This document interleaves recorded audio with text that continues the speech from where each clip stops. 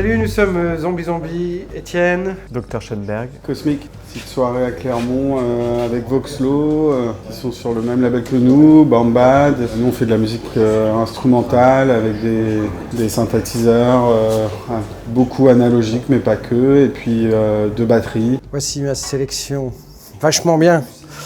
Hermanos Guita, j'étais très content de trouver leur disque ici, en plus vous en avez plein. Vachement bien, même des pochettes que j'avais jamais vues.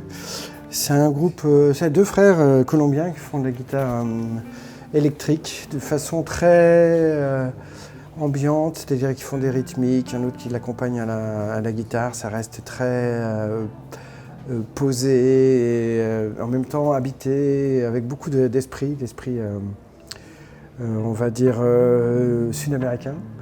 Et ils passent bientôt, là, je crois, aux Nuits de Fourvière, donc n'hésitez pas à aller les voir.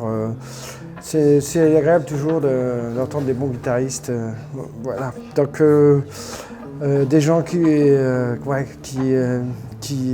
respirent leur instrument, c'est très chouette. Alors ça, c'est une très belle box set de Sun Ra. Artiste américain, un des premiers artistes de jazz qui avait son propre label, Saturn, et qui a sorti une quantité de disques étonnante, et qui était à la lisière de plein de genres, qui utilisait aussi des synthétiseurs, il était pianiste, et qui nous a vachement marqué aussi. Zombie Zombie, on a notamment fait une reprise qui s'appelle Rocket No. 9 il y a quelques années d'un des morceaux de Sun Ra, et c'est vrai qu'il y a une sorte dans sa musique quelque chose d'intemporel, quoi, alors que ça a commencé dans les années 60 et il a fait des disques jusque dans le début 80 et ça n'a pas vieilli du tout, c'est assez étonnant, c'est vraiment un artiste important, je trouve, dans notre culture pour Zombie Zombie. Voilà. Et alors moi j'ai choisi Elliott Smith parce que je l'ai pas mal réécouté ces derniers temps, par nostalgie aussi, et puis ça m'a fait... voilà, j'aime beaucoup ce disque.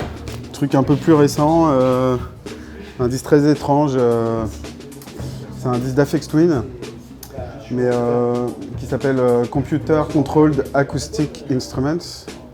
Et en fait, il a fabriqué des instruments qui sont contrôlés en MIDI, et qui sont des instruments acoustiques qui sont contrôlés en MIDI, et c'est un disque vraiment très différent de tout ce qu'il a pu faire, et moi que j'aime beaucoup, qui est vraiment autre chose dans sa carrière.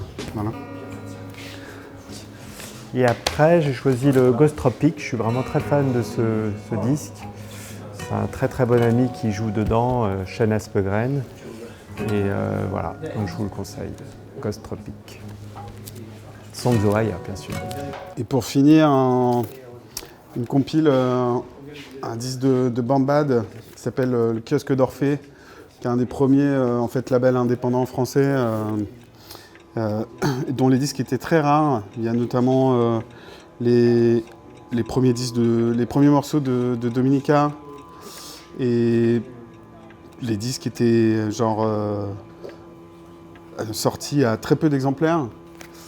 Et donc là, Bambad a réédité la plupart des morceaux. Et c'est vrai que le travail, je trouve, de Bambad de compilation est toujours hyper intéressant. Et je vous conseille vivement cette compilation parce que les morceaux sont hyper rares. C'est vraiment les premiers morceaux de chansons françaises DIY, enregistrés à la maison depuis les années 70. C'est un très bon disque. La deuxième sélection, c'est le dernier album de Catherine. J'ai eu la chance d'aller à son concert là, au Zénith, et franchement c'était très agréable. C'était un petit peu bizarre en même temps parce qu'on sent que c'est devenu un artiste populaire, certainement à cause des JO. Et c'est un artiste bien sûr un peu plus complexe que les blagues voilà, qu'on peut voir. Mais il a intégré quand même dans son set des chansons intimistes, voire très personnel, poétique, dépouillé. Bon, c'était très agréable, mais je pense que ça fait bizarre aux gens.